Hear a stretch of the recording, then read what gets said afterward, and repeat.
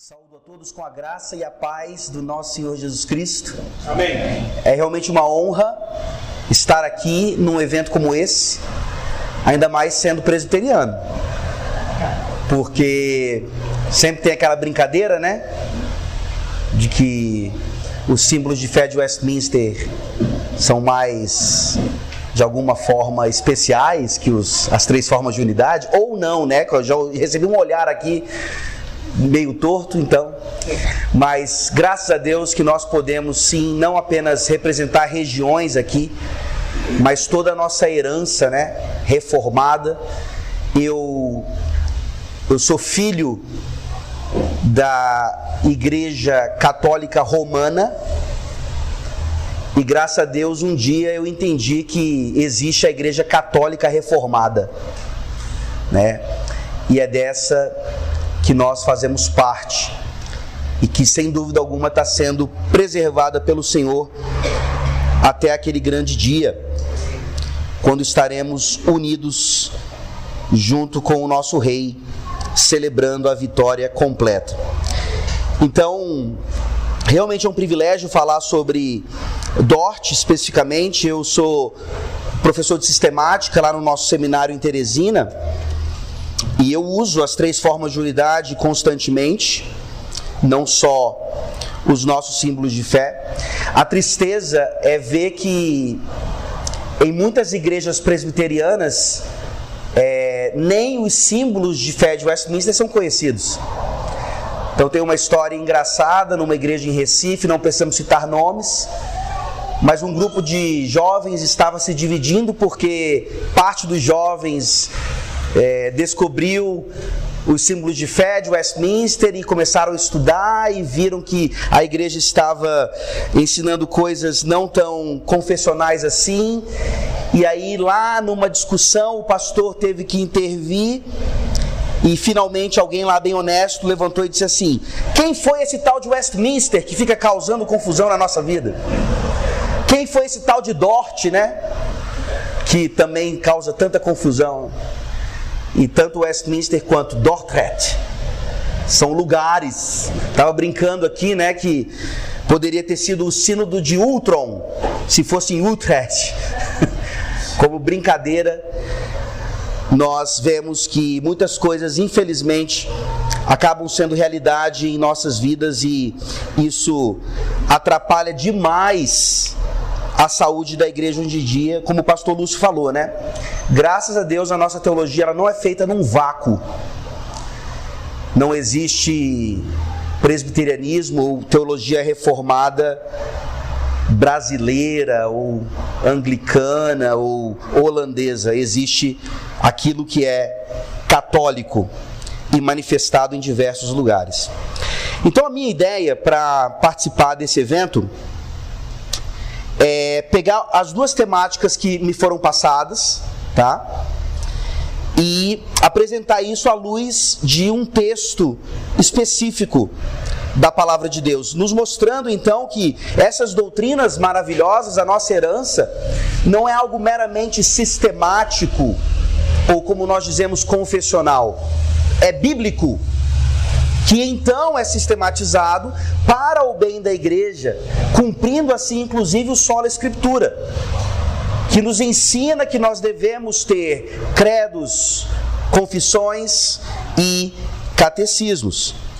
Então, nesse sentido, o primeiro tema, né, é baseado no Cânon de Dort, capítulo 1, seção 14, que diz assim: a doutrina da divina eleição, segundo o muito sábio conselho de Deus, foi pregada pelos profetas, por Cristo mesmo e pelos apóstolos, tanto no Velho Testamento como no Novo Testamento, e depois escrita e nos entregue nas Sagradas Escrituras.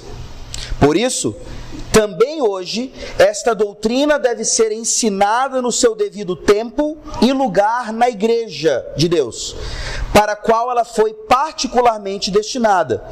Ela deve ser ensinada com espírito de discrição, de modo reverente e santo, sem curiosa investigação dos caminhos do Altíssimo, para a glória do santo nome de Deus e consolação vivificante do seu povo. Então a ideia que eu trago essa noite é, dentro dessa sessão que eu li, trabalhar então como essa doutrina é ensinada no devido tempo e lugar na igreja de Deus. E como finaliza aqui, para a consolação vivificante do seu povo. Para isso, abramos nossas Bíblias, por favor, na Epístola de Pedro, 1 Pedro.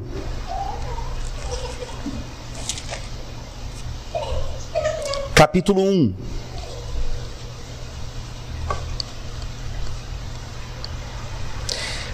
Pedro, capítulo 1, versículos 1 e 2, e aqui nós vamos trabalhar principalmente a partir da expressão aos eleitos, até a primeira parte do versículo 2, segundo a presciência de Deus Pai.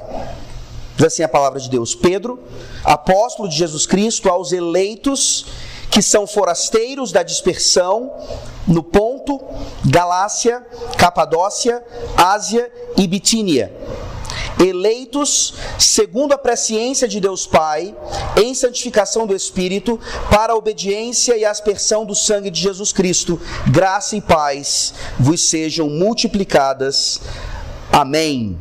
Vamos orar mais uma vez. Santo Deus, obrigado pela palestra que ouvimos. O nosso coração se enche de alegria ao vermos essa história maravilhosa sendo contada a nós e nos chamando, ó Deus, à responsabilidade de hoje continuarmos defendendo a fé, porque infelizmente Satanás continua fazendo aquilo que ele começou lá no Éden, mas nós sabemos que a vitória já é do Senhor Jesus Cristo e que ela vai se concretizar ainda de forma completa na grande consumação. Enquanto isso, ó Deus, nos ajuda a lutar com a Tua palavra, com os nossos símbolos de fé, com aquilo que o Senhor nos concede, os meios de graça, para que de fato mais e mais pessoas se curvem ao senhorio de Jesus Cristo e possamos ver nações não apenas contando histórias sobre sua herança reformada, mas sendo de fato reformadas em todas as áreas da vida, pela graça de Deus Pai. E é no nome de Jesus Cristo que nós oramos. Amém. Então nós vemos aqui a importância do ensino dessa doutrina que ele chama de eleição para a consolação vivificante do seu povo. E eu conheço uma menina que cresceu no presbiterianismo e começou a namorar um rapaz que veio do catolicismo romano e que foi convertido pelo Espírito Santo e logo aprendeu as doutrinas da graça e foi convencido rapidamente daquilo que são chamados os 5 pontos do calvinismo, que na verdade são os pontos de Dort, ou os contra-remonstrância. E logo então, no início do relacionamento, eles começaram a ter brigas a respeito da doutrina da eleição. Uma menina presbiteriana, batizada na infância, que cresceu na igreja, não concordava com a doutrina que um católico romano convertido logo aprendeu e apreendeu como verdade bíblica. Claro que parte disso foi porque aquela doutrina simplesmente não era ensinada. O que é que muitos ministros, ou talvez até presbíteros na igreja, argumentam para que até igrejas reformadas não tratem do assunto? É porque isso claramente divide. Se tem uma doutrina que divide igreja ou que não atrai pessoas, é a tal doutrina da eleição.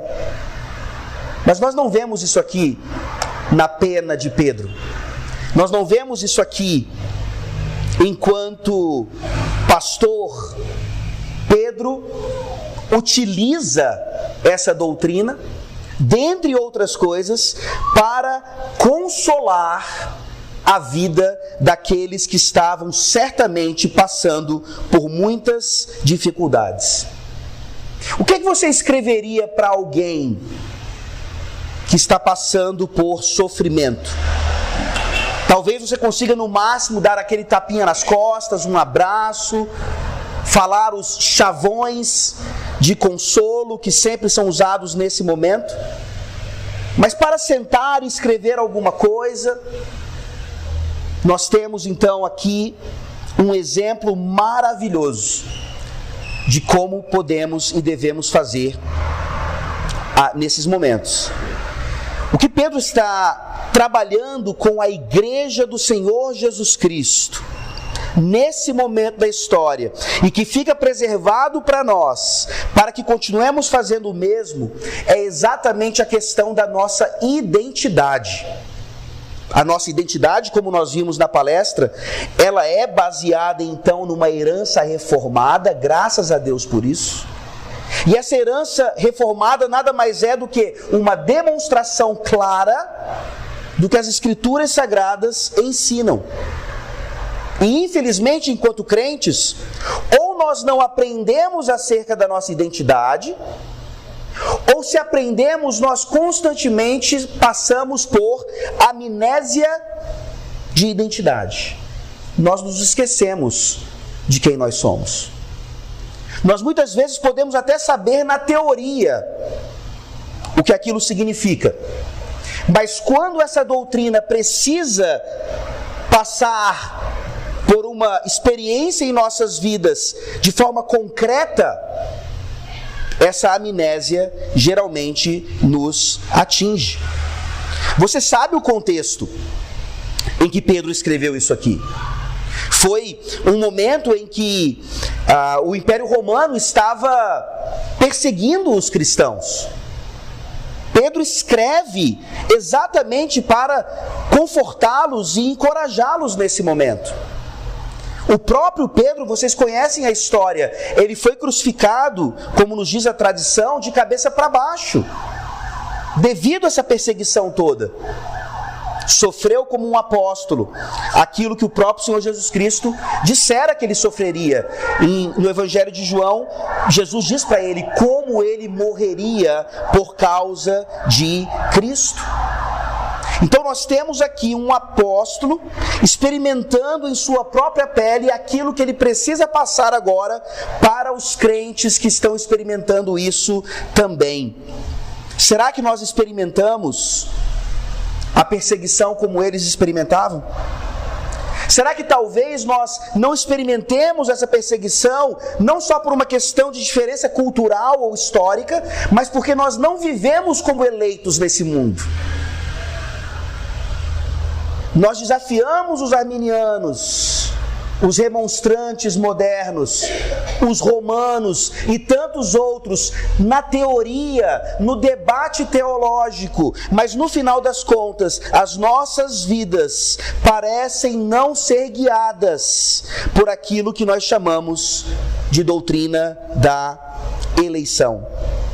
Por isso eu creio que nessa breve exposição dessa porção da carta de Pedro, nós precisamos nos lembrar de quem nós somos e para onde nós estamos indo, a fim de perseverarmos de forma agradável a Deus. E aqui nós temos esse verbo importantíssimo, perseverarmos, mas não é de qualquer jeito, é de forma agradável a Deus. E você vê então, você sabe disso, que o famoso quinto ponto do calvinismo, ou poderíamos chamar do ponto baseado na doutrina de Dort, é a tal perseverança dos santos. Mas o que significa isso de fato? Significa simplesmente que nós vamos chegar lá no final. Isso é um aspecto da perseverança, mas diz respeito à identidade até mesmo de vocês aqui, ou pelo menos a maioria, creio eu. Estava falando hoje com a Renata que quando eu decidi tratar desse texto, eu não tinha me lembrado, só me lembrei hoje à tarde, que isso se identifica até de forma mais direta com vocês, porque vocês são peregrinos.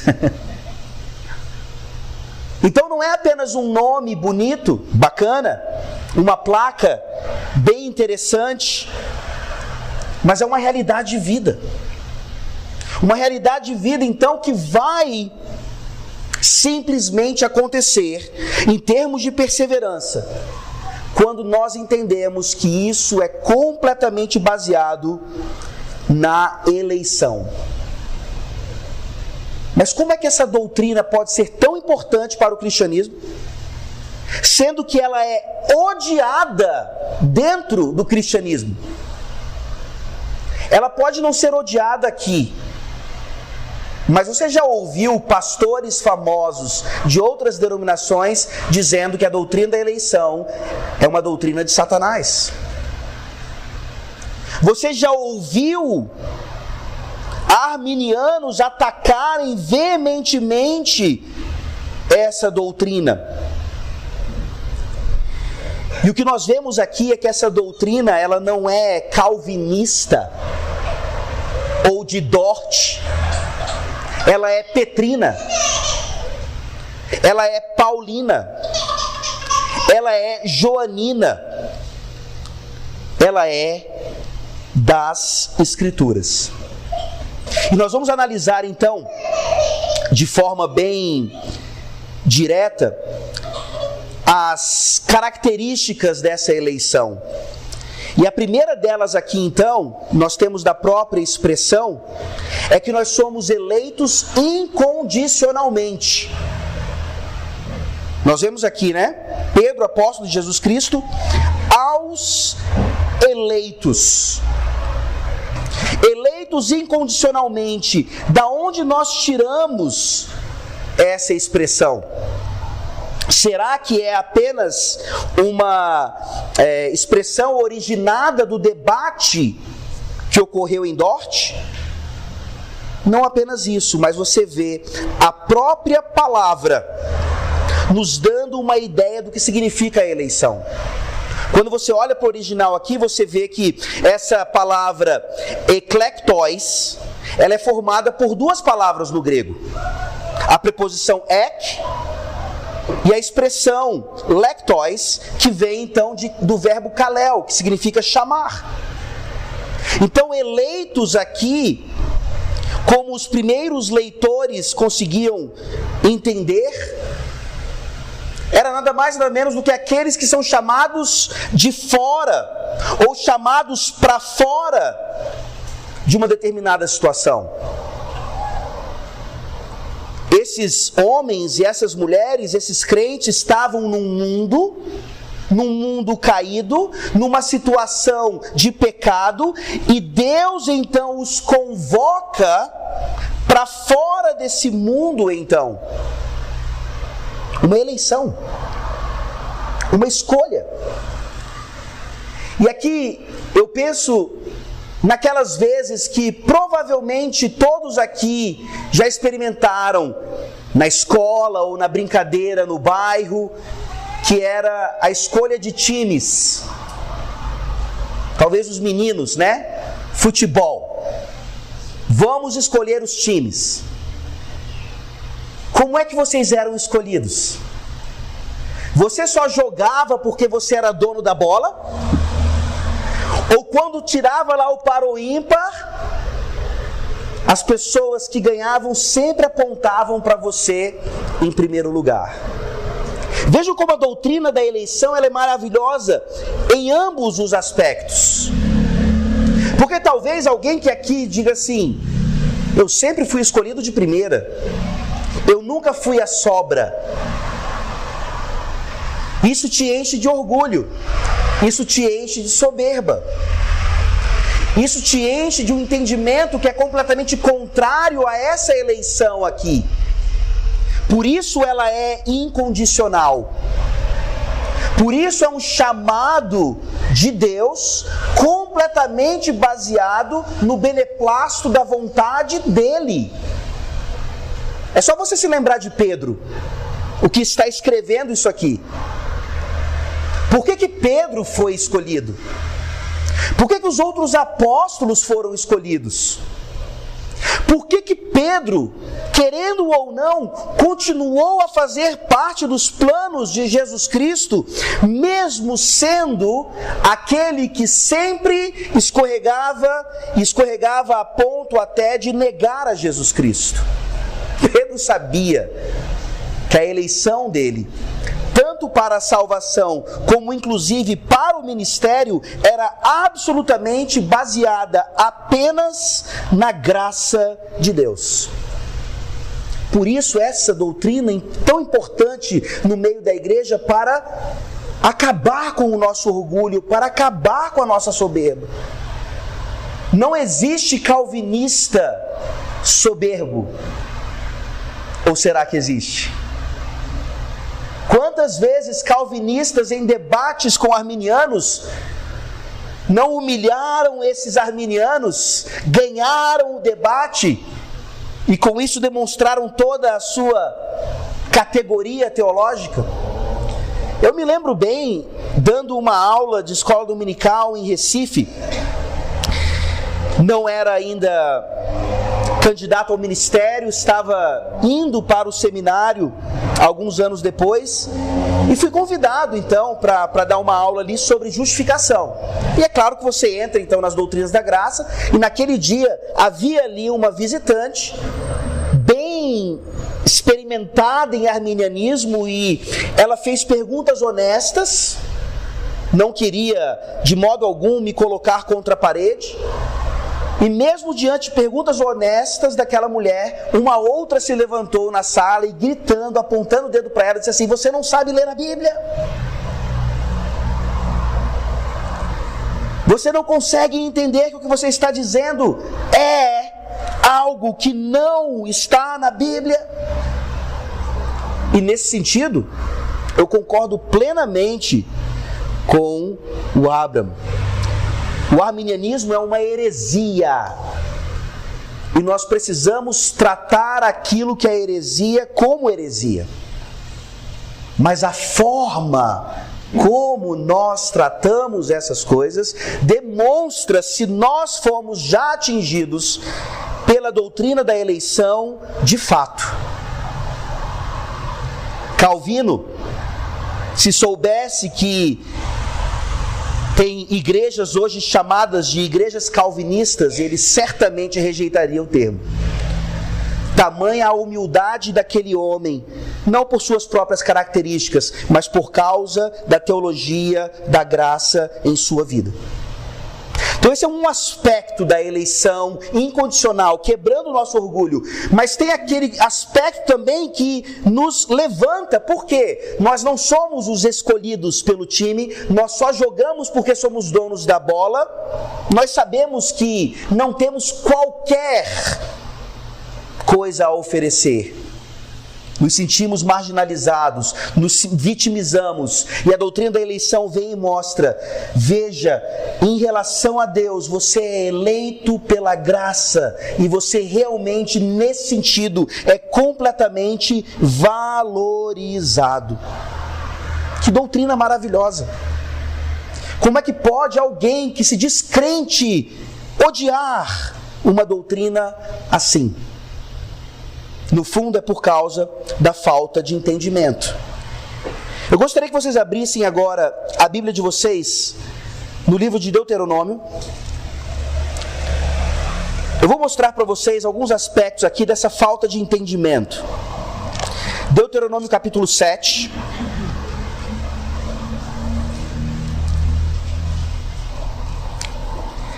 Versículos 6 a 8 nos dizem assim: porque tu és povo santo ao Senhor teu Deus, o Senhor teu Deus te escolheu, para que lhe fosse o seu próprio povo, de todos os povos que há sobre a terra. Não vos teve o Senhor afeição, nem vos escolheu porque fosseis mais numerosos do que qualquer povo, pois éreis o menor de todos os povos, mas porque o Senhor vos amava, e para guardar o juramento que fizera a vossos pais, o Senhor vos tirou com mão poderosa e vos resgatou da casa da servidão, do poder de Faraó, rei do Egito. Quem em sã consciência discutiria que isso aqui não é uma eleição incondicional? É a prova cabal. O texto está claro. Não havia qualquer coisa em Israel para que Deus escolhesse. Mas aqueles então, ou pelo menos a maioria deles, que argumentam contra a eleição hoje, são a favor dessa eleição que nós lemos aqui. Eles não conseguem fazer uma ponte. Eles dizem o seguinte: não, a eleição de Israel claramente foi incondicional. Mas a eleição hoje na nova aliança é completamente dependente daquilo que Deus percebe e vê em nós. Ora, se a eleição era incondicional no Antigo Testamento, pelo menos em termos de nação, o que foi que mudou? Nós vemos aqui então resquícios de uma doutrina perniciosa também, herética, chamada dispensacionalismo, que tem várias manifestações, dentre elas aquilo que nós constantemente ouvimos e talvez até declaramos: o Antigo Testamento era o tempo da lei, agora o Novo Testamento é o tempo da graça. O Antigo Testamento então é uma coisa, o Novo Testamento é outra. E nós perdemos essa unidade orgânica maravilhosa das Escrituras, algo que Pedro, o mesmo apóstolo que estamos tratando aqui, não perdeu. Abra sua Bíblia, 1 Pedro capítulo 2.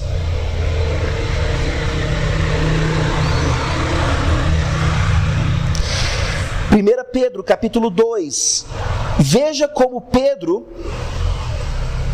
no versículo 9, usando expressões claras do Antigo Testamento, agora se dirige a santos na nova aliança. Ele fala, 1 2,9: vós, porém, sois raça eleita, sacerdócio real, nação santa, povo de propriedade exclusiva de Deus, a fim de proclamardes as virtudes daquele que vos chamou das trevas para a sua maravilhosa luz. De onde foi que Pedro aprendeu isso? Obviamente da antiga aliança, mas dos próprios ensinamentos do Senhor Jesus Cristo. Abra sua Bíblia em João capítulo 15, versículo 16. João 15, versículo 16.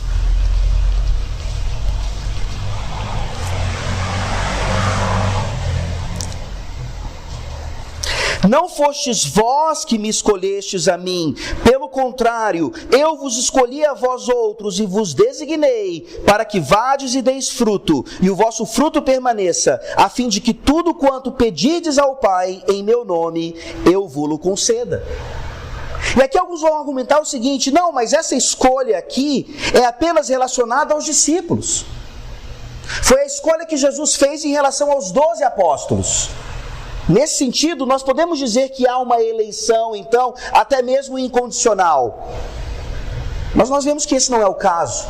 Esse argumento ele não é válido, porque logo após, em João 17, nós temos a oração sacerdotal de Jesus Cristo, quando ele claramente não ora apenas pelos apóstolos, mas por todos aqueles que inclusive creriam em seu nome, pela graça de Deus. Jesus Cristo ensinou exatamente aquilo que nós não queremos aprender acerca da eleição. E por que não? Porque por mais que nós sejamos convencidos pelas Escrituras, pelo menos nós conseguimos ler claramente essa doutrina aqui, ainda existe em nós um orgulho que tenta nos dizer e nos convencer que podemos e devemos ser salvos por nós mesmos. Eu acho a ilustração fantástica do fariseu e do publicano, comparando os remonstrantes e os contra-remonstrantes.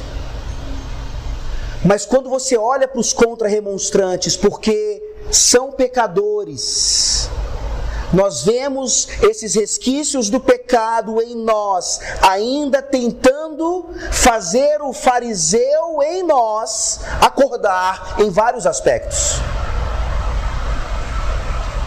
Devemos lutar contra isso. A doutrina da eleição também serve para isso. É o que nós vemos agora em Atos capítulo 13, por favor. Eu estou mostrando aqui todas as variantes neotestamentárias da manifestação dessa doutrina, desde a pena de Pedro, do ensinamento que ele teve de Jesus Cristo enquanto seu apóstolo, e agora,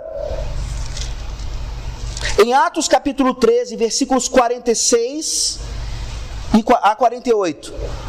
Talvez eu use esse texto amanhã para o nosso segundo tema. Atos 13, a partir do versículo 46. Então Paulo e Barnabé, falando ousadamente, disseram: cumpria que a vós outros, em primeiro lugar, fosse pregada a palavra de Deus, mas posto que a rejeitais e a vós mesmos vos julgais indignos da vida eterna, eis aí que nos volvemos para os gentios, porque o Senhor assim nos determinou. Eu te constituí para a luz dos gentios, a fim de que sejas para a salvação até os confins da terra. Os gentios, ouvindo isto, regozijavam-se e glorificavam a palavra do Senhor, e creram todos os que haviam sido destinados para a vida eterna. Vamos para o grego, não é possível que está dizendo isso. E você vai para o grego e está dizendo exatamente isso. Se tem um lugar onde a Bíblia em português é bem traduzida, é aqui. Não tem como fugir. E isso responde àquilo que os próprios remonstrantes e contra-remonstrantes levantaram lá no debate. O que é que vem primeiro? A fé e depois a eleição? Ou a fé é resultado da eleição? Esse texto está dando a resposta. E creram todos os que haviam sido destinados para a vida eterna. Claramente, a eleição, então, é a base da fé. E isso nos influencia até hoje. O quanto nós colocamos a fé ou alguma manifestação nesse sentido como um amuleto para que alguma coisa aconteça. Talvez você não faça mais isso em relação à sua salvação, mas você ainda faz em relação a tantas outras coisas. Ou seja, você ainda é um meio arminiano, ou meio remonstrante. E a doutrina da eleição, hoje, pregada nas Sagradas Escrituras, a partir das Escrituras, vai nos transformando cada vez mais em pessoas completamente regidas pela graça de Deus, em todos os aspectos. Só mais um texto para a gente finalizar essa parte. 2 Timóteo,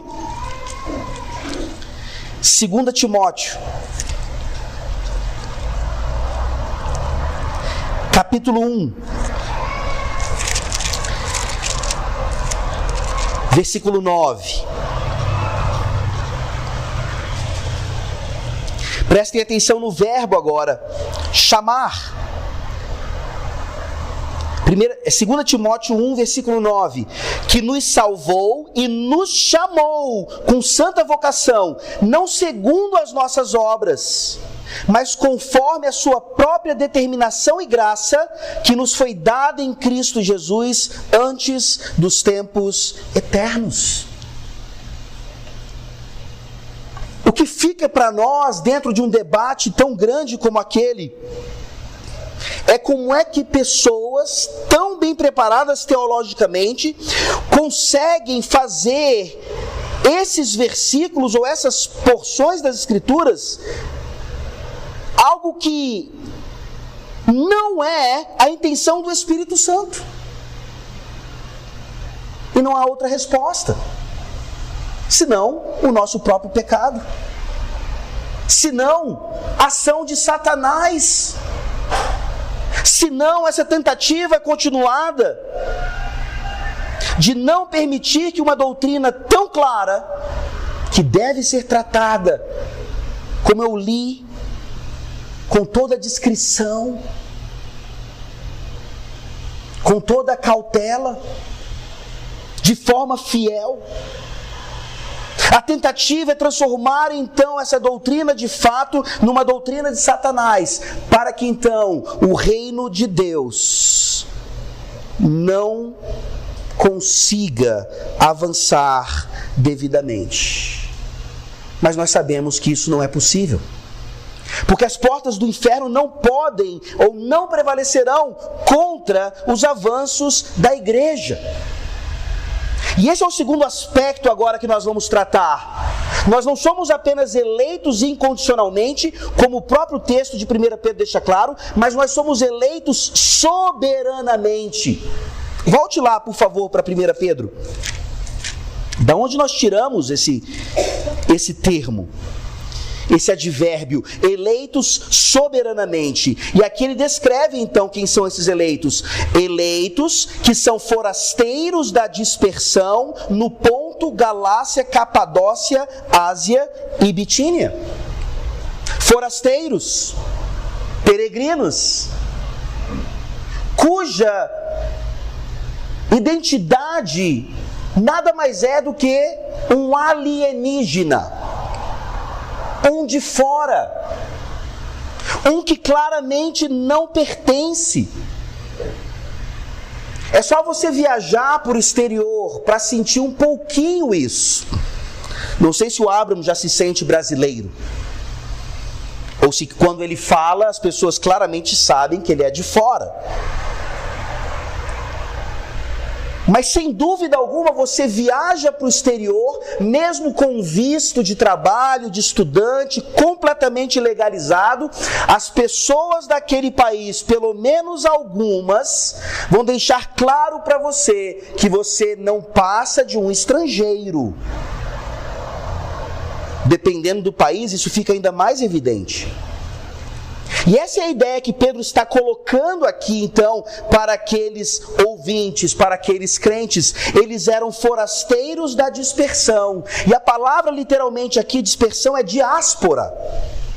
E você já ouviu isso em algum jornal, você já leu isso em algum lugar, e você imediatamente associa isso a judaísmo, diáspora judaica.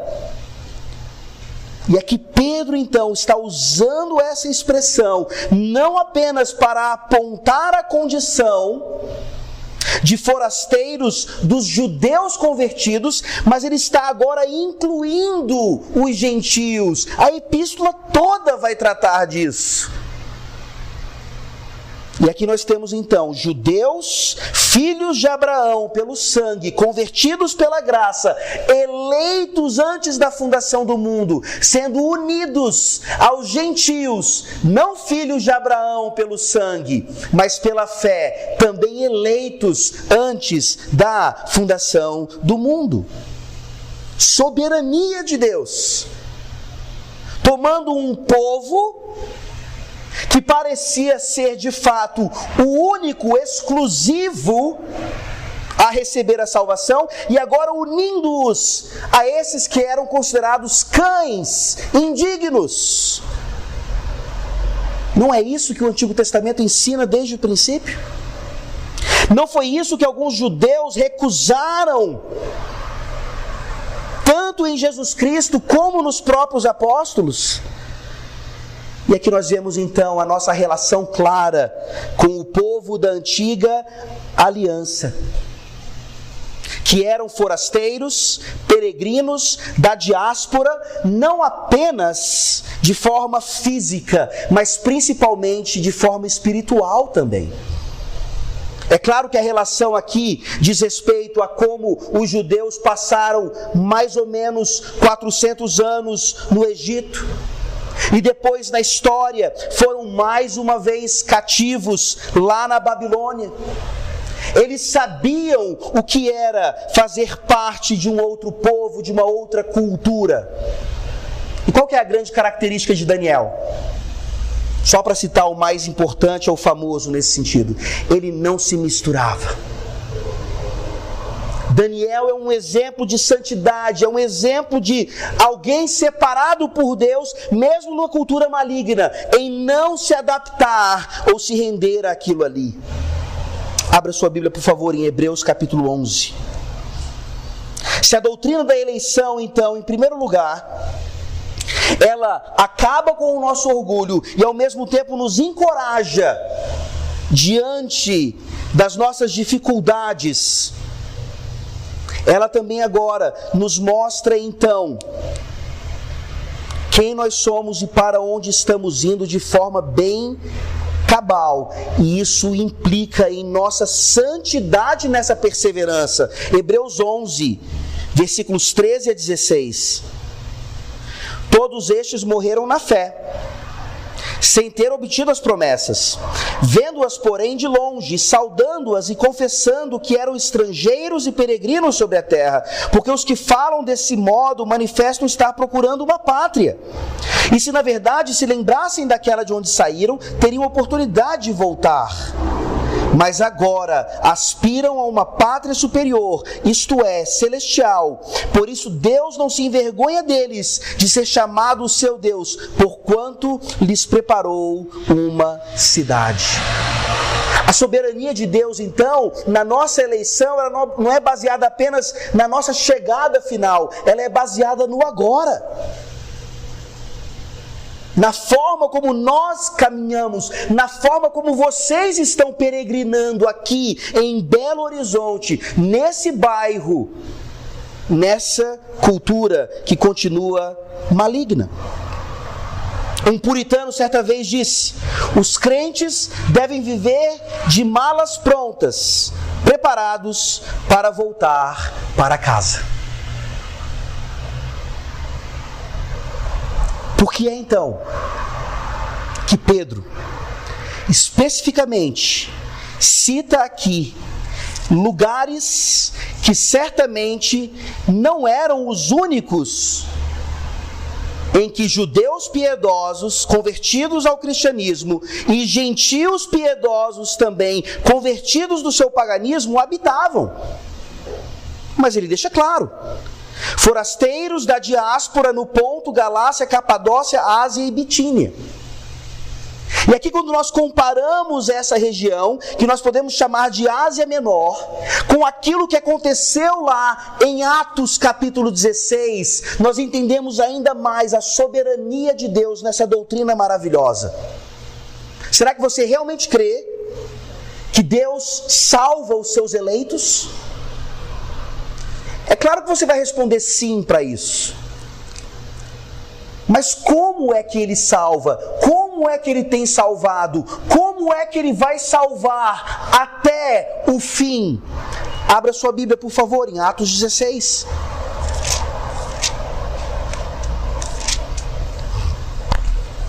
Não faz sentido. Porque os nossos pensamentos não são os pensamentos de Deus. Atos 16, a partir do versículo 6, olha que interessante. E percorrendo a região frígio-gálata, tendo sido impedidos pelo Espírito Santo de pregar a palavra na Ásia, defrontando Mísia, tentavam ir para a Bitínia, mas o Espírito de Jesus não o permitiu, e tendo contornado Mísia, desceram a Troade. Essa região a quem Pedro está escrevendo, as pessoas que estavam nessa região, elas fazem parte exatamente desse lugar onde Paulo e Barnabé foram impedidos pelo Espírito de chegar. Isso é soberania de Deus? Calvino enviar franceses huguenotes para o Brasil em 1555 é soberania de Deus? Para que viessem e praticamente fossem mortos e deixassem no máximo uma herança para nós numa confissão da Guanabara? Soberania de Deus? E nós somos rápidos em dizer: essa viagem foi inútil, porque dessa viagem não surgiram igrejas, dessa viagem não surgiram coisas que nós podemos ver e perceber. E aqui nós vemos Pedro escrevendo a crentes que nós não sabemos exatamente como ou por quem foram alcançados. Mas Deus, na sua soberania, impedindo Paulo de entrar, ele fala: não, Paulo, você vai para a Europa. Esses da Ásia Menor, eu vou salvar de outro jeito. Pedro está escrevendo para eles a eleição de Deus soberana. E aí você não tem ideia do que o seu testemunho pode ocasionar debaixo da soberania de Deus. Um testemunho que você diz aqui, uma manifestação do Evangelho, e você não vê nada acontecendo. E você não vê nada acontecendo, e você fica então completamente desencorajado. Não adianta evangelizar, não adianta sair pelas ruas, não adianta. Não vemos conversões. E nós fazemos isso então, sabendo que na soberania de Deus, Ele faz exatamente aquilo que Ele dispôs. Essa é então a eleição por meio da soberania, que é uma eleição incondicional, e finalmente então, para terminarmos, é uma eleição pela presciência do Pai. Eleição pela presciência do Pai. 1 Pedro diz isso: eleitos segundo a presciência de Deus Pai. E aí o arminiano dentro de nós fala: ufa, essa mensagem estava calvinista demais. Soberania, incondicional. Agora finalmente nós chegamos num equilíbrio.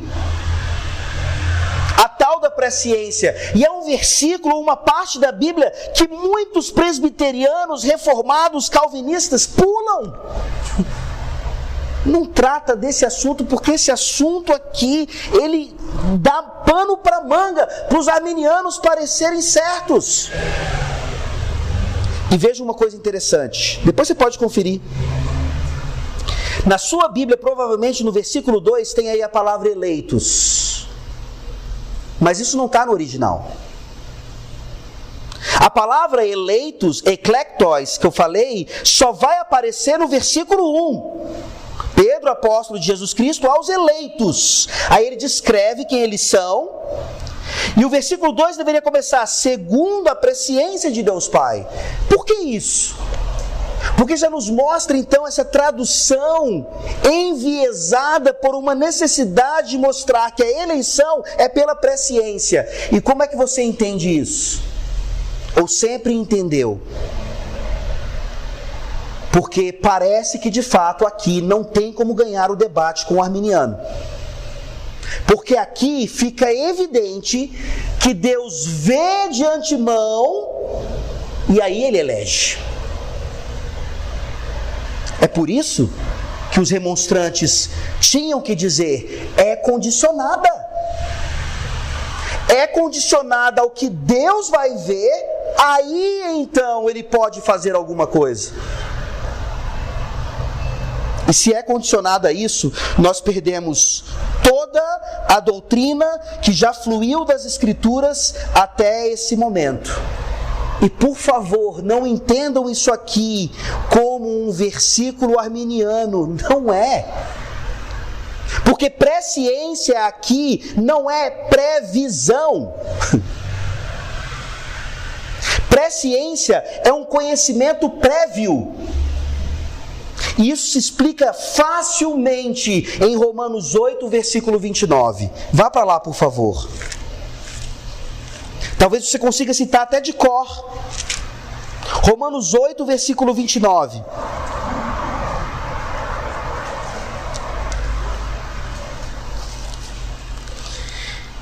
Porquanto aos que de antemão conheceu, também os predestinou para serem conformes à imagem de seu Filho, a fim de que ele seja o primogênito entre muitos irmãos. Presciência. Os que de antemão conheceu.